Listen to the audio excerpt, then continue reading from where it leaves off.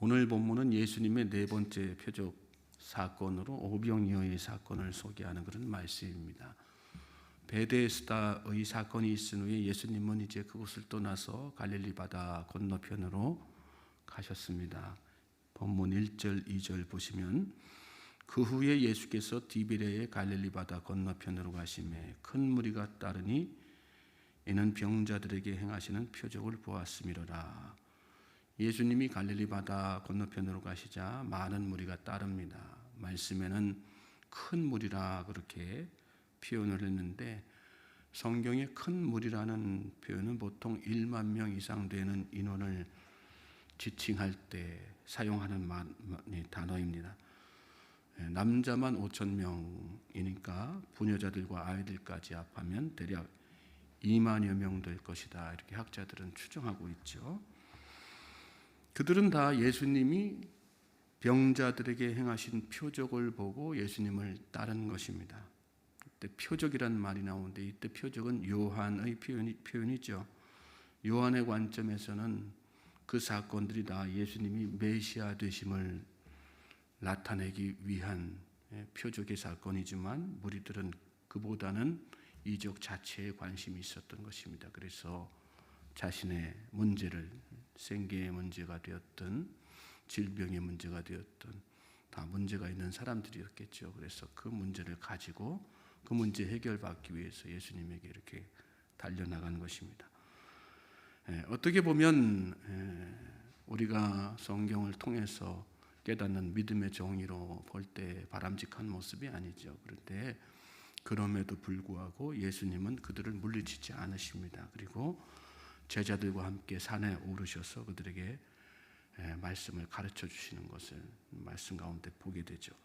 오늘 본문에는 그 내용이 자세하게 나와 있지 않습니다. 그렇지만 다른 복음서를 보면 하루 종일 예수님이 그들에게 말씀을 선포하시고 또 저녁이 다 되어 어둠이 내려앉는 그 시점에 그들이 집으로 돌아가는 그런 상황에 대해서 이렇게 쭉 설명하고 있습니다. 이어지는 말씀 보시면 4절에 마침 유대인의 명절인 유월절이 가까운지라 그러고 나서 5절에서 예수께서 눈을 들어 큰 무리가 자기에게로 오는 것을 보시고 빌립에게 이르시되 우리가 어디서 떡을 사서 이 사람들을 먹이겠느냐 하시니 내용이 중간에 상황이 다 이렇게 생략이 된 그런 말씀이죠. 돌아가게 된 그 상황 가운데 예수님은 정확하게 이야기하면 그들 바라보시면서 그들이 이렇게 돌아가다가 이대로 돌아가다는 지쳐서 중간에 쓰러질 텐데 마태복음에 그런 내용이 나오죠. 저들 너무 불쌍한 거 아니냐 그렇게 되면 그래서 예수님께서 빌립에게 이런 질문들 제자들에게 이런 질문들을 하시는 그런 내용으로 이렇게 다른 복음서 마태복음 같은 데는 다 그렇게 설명이 되어져 있습니다. 말씀에서 우리가 주목해야 될 단어가 예수님께서 그 무리들을 보셨다는 거예요. 보셨다는 얘기는 뭡니까? 눈을 들어서 보셨다는 얘기는 예수님의 마음에 관심이 그들에게 있었다는 얘기죠. 저는 저와 여러분의 삶의 현장도 예수님께서 이렇게 눈을 들어서 보시고 관심 가지고 계시다는 사실을 여러분이 믿으실 수 있기를 주님의 이름으로 소망하고 축복합니다. 하나님께서 다 지켜보고 계세요. 하나님은 우리가 세상을 살면서 우리가 정말 믿음으로 사는가 믿음으로 살지 않는가 그런 모습도 지켜보시지만 우리가 세상 살면서 여러 가지 문제를 떠안고 고민하고 아파하고 힘들어할 때 그 모습들을 다 일일이 다 지켜보시는 거예요. 그냥 지켜보시는 게 아니에요. 그냥 수수방관하시는 게 아닙니다. 이 문제를 내가 어떻게 하면 해결해 줄 수 있을까? 그 마음을 가지고 주님은 항상 우리를 바라보신다는 생각을 여러분 잘 믿으시고 그러므로 나와 함께 하시는 그 하나님으로 인해서 담대하실 수 있길 바랍니다. 주님과 함께하면 주님의 그 관심이 나에게 있다는 사실을 우리가 깨닫고 살면 세상 살면서 어떤 어려움이 있어도 어떤 문제가 있어도 걱정할 필요가 없습니다. 염려할 필요가 없습니다. 왜요? 모든 문제의 근원을 해결하실 수 있는 주님이 나를 지금 지켜보고 계시기 때문에 내 문제에 관심을 가지고 계시기 때문에 또 관심을 가지고 계시다는 얘기는 답도 이미 다 가지고 계시다는 그런 뜻이거든요. 여러분이 가지고 있는 문제가 어떤 문제든 그 답을 하나님께서 이미 가지고 계신다는 사실을 여러분 믿음으로 고백하는 이 새벽 되시길 주님의 이름으로 소망합니다. 우리가 어디서 이 떡을 사서 이 사람들을 먹이느냐 빌립에게 물으셨어요. 그러면서 이렇게 말씀하신 문 6절에 보면 친히 어떻게 하실지를 아시고 이렇게 말씀하셨어요. 친히 어떻게 하실지를 아시고라는 말씀은 빌립이 어떤 행동을 할 것인가를 아셨다는 말씀이 아니에요. 예수님께서 앞으로 어떤 계획을 가지고 어떤 일을 하실지를 이미 다 지금 마음속에 품고 계셨다는 그런 뜻입니다. 그 얘기는 뭐예요? 예수님은 앞서 본문 가운데서 말씀 가운데서 무슨 말씀하셨어요? 예수님은 하나님과 늘 교통하면서 하나님의 뜻을 아시고 하나님의 뜻대로 일하시는 분이라 이렇게 친히 증거하셨지 않습니까? 그러니까 하나님의 이 사람들을 향한 계획과 마음을 다 가지고 계시고 예수님은 그 하나님의 뜻대로 행하실 준비가 다 되셨다는 그런 얘기입니다. 그러면서 빌립에게 이렇게 물으신 것은 계획을 내가 다 가지고 있지만 이 제자인 빌립이 어떻게 할 것인가 이 문제를 나는 이미 다 답을 가지고 있지만 이 제자들은 이 문제를 어떻게 바라보는가 시험하시기 위해서 이렇게 물어보셨다는 거예요. 자, 그러니까 7절에 빌립이 대답을 하죠. 각 사람으로 조금씩 받게 할지라도 200데나리온의 떡이 부족하리이다. 빌립 뭐하고 있었습니까?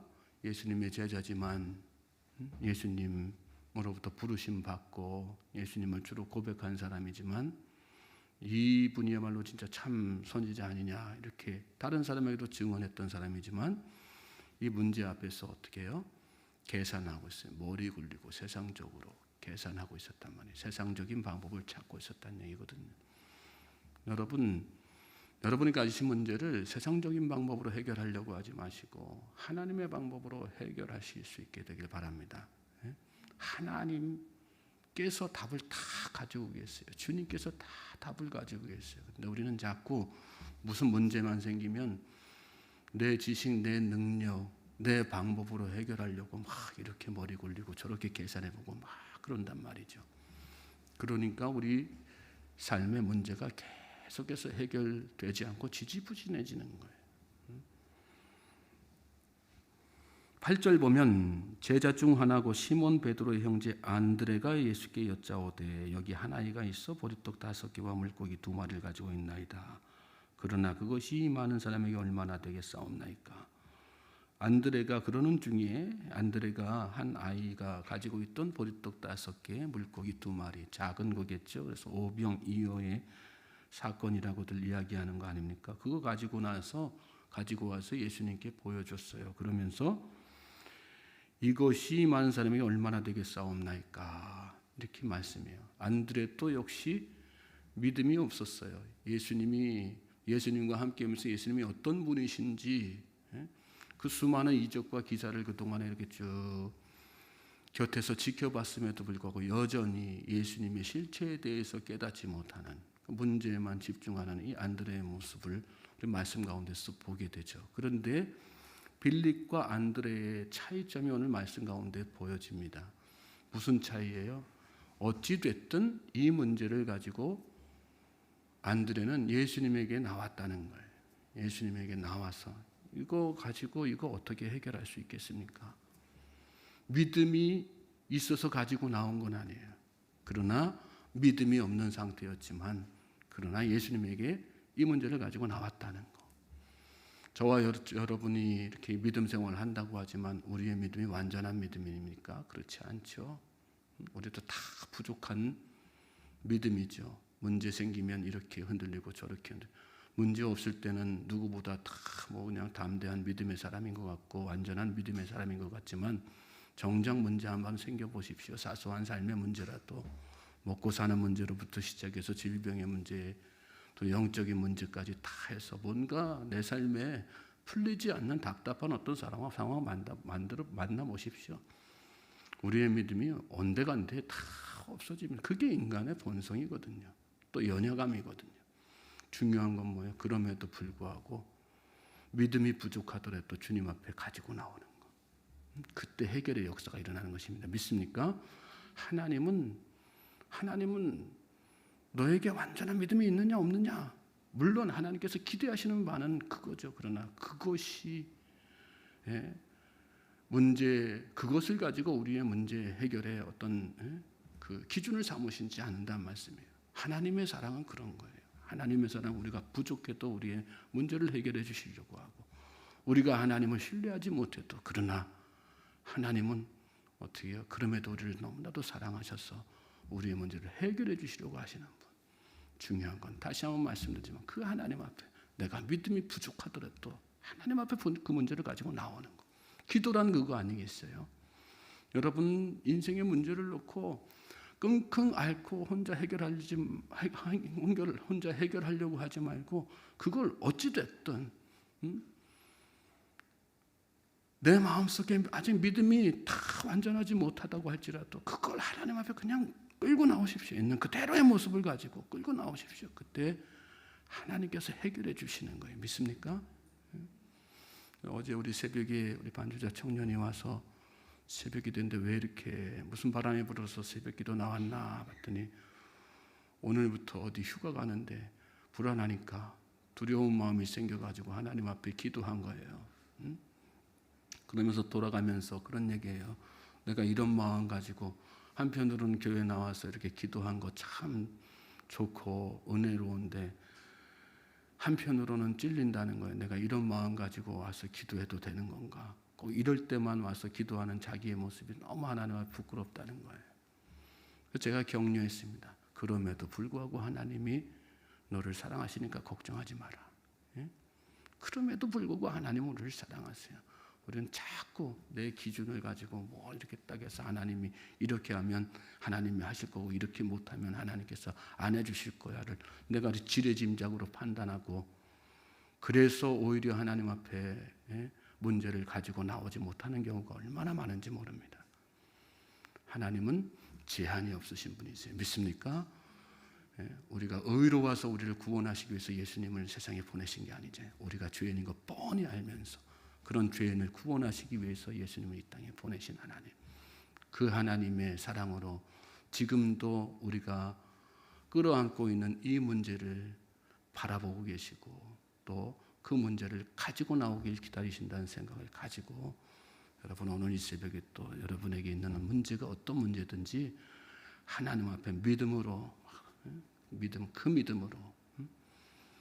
나는 부족해도 하나님께서는 이 문제를 해결해 주실 거야 하는 그런 마음 가지고 기도하실 수 있는 우리 성도님들 되실 수 있길 바랍니다.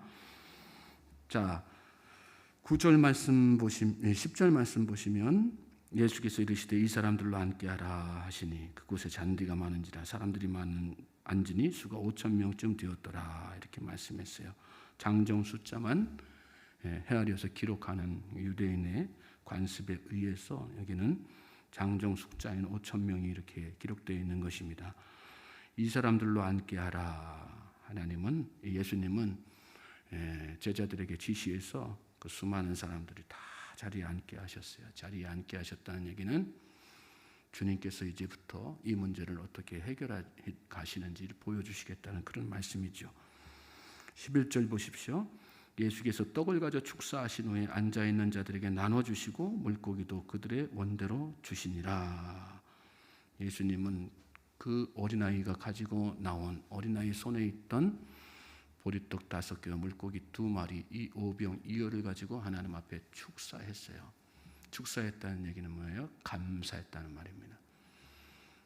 뭘 감사하셨을까요? 이 놀라운, 이 작은 것으로 하나님께서 앞으로 이 5,000명의 장정들을 다 먹이시고 원대로 다 주시고 또 남게 하실 그 일들 바라보면서 하나님 앞에 감사했다는 얘기죠. 저는 저와 여러분에게 또 이런 감사가 있게 되길 바랍니다. 하나님 앞에 미리 감사하며 사십시오. 하나님은 답을 다 가지고 계십니다.